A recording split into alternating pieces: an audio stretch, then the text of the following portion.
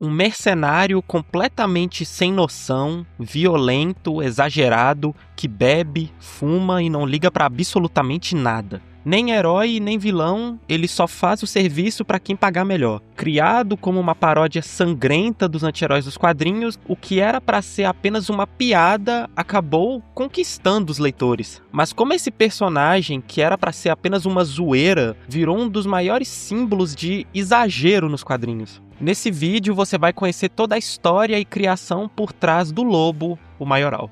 O Lobo surgiu nos quadrinhos em 1983 na revista do Omega Man, criado pelo roteirista Keith Giffen. Mas nessa primeira aparição, o personagem era bem diferente do que a gente conhece hoje. Sem a clássica roupa de motoqueiro, ele era apenas um caçador de recompensas habilidoso com uma personalidade muito mais calma. Não usava drogas, nem falava palavrão, era só mais um mercenário comum dentro do universo da DC. E vendo assim, não parecia haver nada de especial nesse personagem. Tudo indicava que ele seria apenas mais um desses nomes que existem nos quadrinhos, mas que quase ninguém lembra. Porém, algo estava prestes a acontecer na cronologia da DC e que mudaria completamente o rumo desse mercenário. Em 1985, a DC lançou o mega evento Crise nas Infinitas Terras, que rebutou completamente o seu universo, reiniciando as origens dos personagens e estabelecendo uma nova cronologia. Mas enquanto ícones como Batman e Superman ganhavam novas versões quase imediatas, o Lobo simplesmente desapareceu. Por ser um personagem extremamente secundário, ele passou os primeiros anos do pós-crise sem nenhuma aparição relevante. Sua volta só aconteceria em 1989, na série Legion of Super-Heroes, e já deixava claro que aquele não era mais o mesmo mercenário de antes. O visual foi radicalmente alterado, nada do colorido exagerado, agora predominavam o preto, o azul escuro, o cabelo espetado e uma presença muito mais agressiva.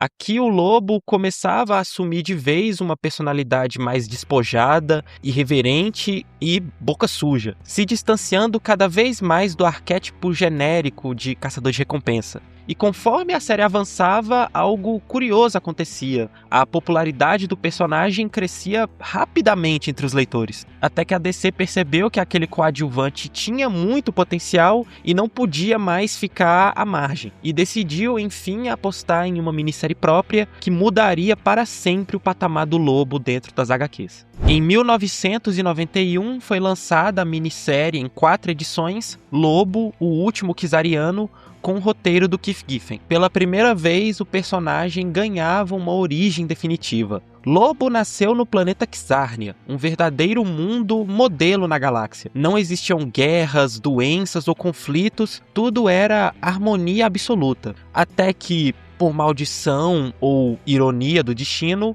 o Lobo nasceu. Ainda no parto, ele matou 2 médicos e arrancou 4 dedos da médica responsável, essa médica sendo a primeira pessoa a enlouquecer no planeta. A partir daquele momento, a paz de Kizarnia estava condenada. Durante a adolescência, o Lobo obrigou todas as rádios do planeta a tocar sua música favorita 24 horas por dia, uma canção chamada Eu Matei o Meu Povo e Não Foi por Acidente. E aos 17 anos, ele decidiu cumprir a promessa da canção, criando uma raça de escorpiões cujo veneno exterminou toda a população de Kizarnia, sendo ele o único imune. Sozinho em um planeta vazio, o Lobo acabou entediado, e em busca de encontrar mais diversão, ele deixou Kizarnia para vagar pelo espaço como caçador de recompensas, aceitando qualquer tipo de serviço, desde que pagasse melhor. A partir dessa origem, um novo rumo foi traçado para o personagem. Os roteiristas pegaram o estereótipo de anti-herói dos anos 80, figuras como Wolverine e Justiceiro, e levaram tudo ao extremo. O exagero virou regra. O Lobo se tornou um exemplo de como se fazer uma ótima paródia. E a arte acompanha essa ideia. O desenhista Simon Bisley elevou o design ao limite, com uma jaqueta de motoqueiro, músculos absurdos, um olhar psicótico e um cabelo gigantesco. Um visual que também satirizava o visual agressivo e exagerado das bandas de glam e thrash metal dos anos 80. O resultado foi um sucesso imediato. Lobo, o último Kizarniano, vendeu muito bem, consolidando o personagem como um dos principais anti-heróis da DC e garantindo a ele aparições constantes nas histórias da editora. A prova definitiva do aumento de popularidade do Lobo veio quando ele passou a ter aparições recorrentes em histórias do Superman e da Liga da Justiça. Em uma dessas histórias, ele chega a ser contratado para matar os heróis e o confronto só não continua porque o contratante cancela o acordo no meio da missão. O impacto do personagem foi tão grande que ele ultrapassou a linha dos quadrinhos, aparecendo também na série animada do Superman dos anos 90. Enquanto isso, na linha editorial, o Lobo continuava acumulando sucesso. Em 1992 foi lançada Lobo's Back, uma HQ que pega todo o exagero apresentado na minissérie anterior e eleva isso à enésima potência. Nessa história, o Lobo é morto por um criminoso chamado Lu, o que o leva a uma verdadeira guerra contra o céu e o inferno, resultando em reencarnações bizarras e culminando em uma batalha contra divindades para se tornar finalmente imortal. Outro grande clássico desse período foi o memorável especial de Natal, onde o Lobo é contratado pelo Coelho da Páscoa para matar o Papai Noel, que aqui é tão sacana quanto ele.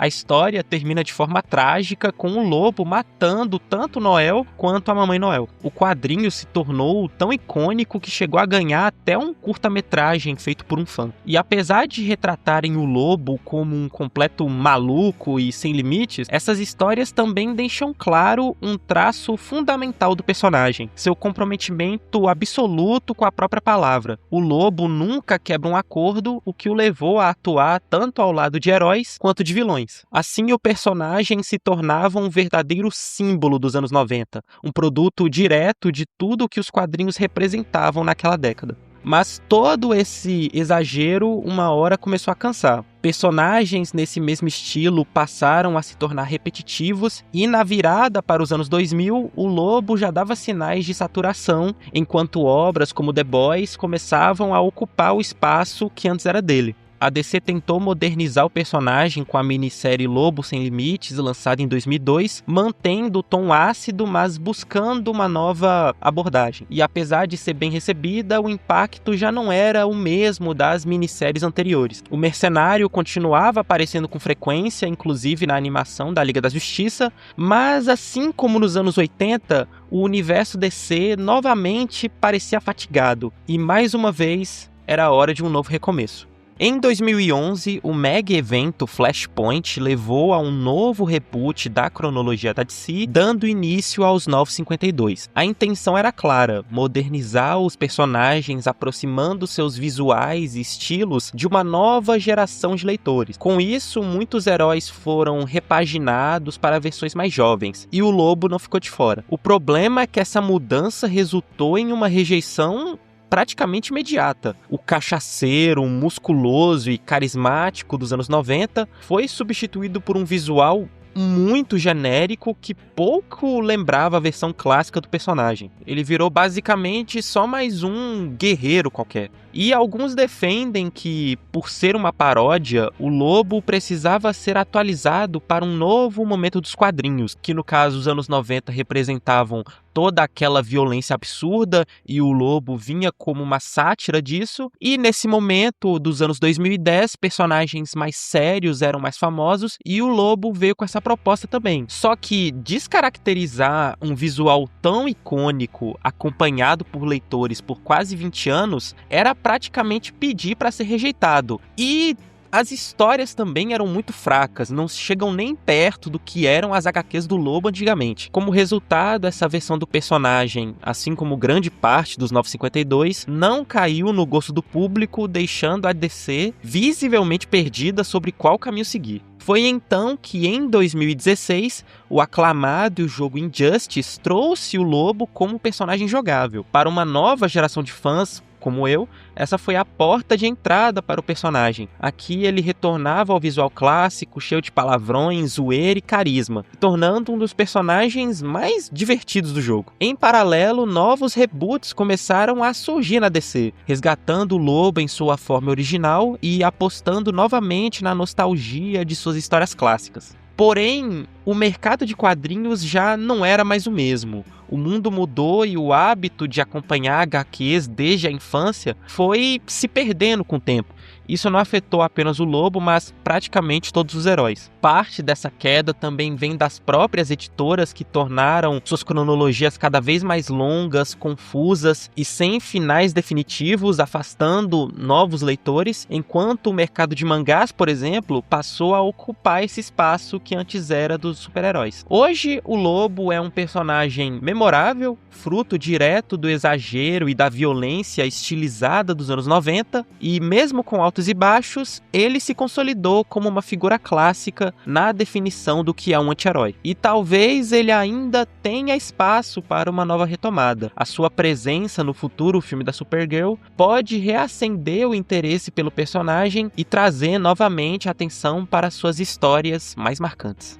A história do Lobo é, no fim das contas, a história dos próprios quadrinhos. Picos de popularidade, excessos, rejeições, reboots e tentativas constantes de recomeçar. E se você gostou desse tipo de conteúdo, aqui no canal eu tento trazer exatamente isso. Explorar personagens, histórias e músicas sem pressa, entendendo de onde elas vêm e por que elas ainda importam. Então, caso você queira acompanhar mais vídeos, se inscreve no canal. Se você gostou, deixa o like para o vídeo crescer e deixe outras recomendações de personagens ou histórias que eu posso falar aqui no canal. E é isso, obrigado por assistir. Free Audio Post Production by Alphonic.com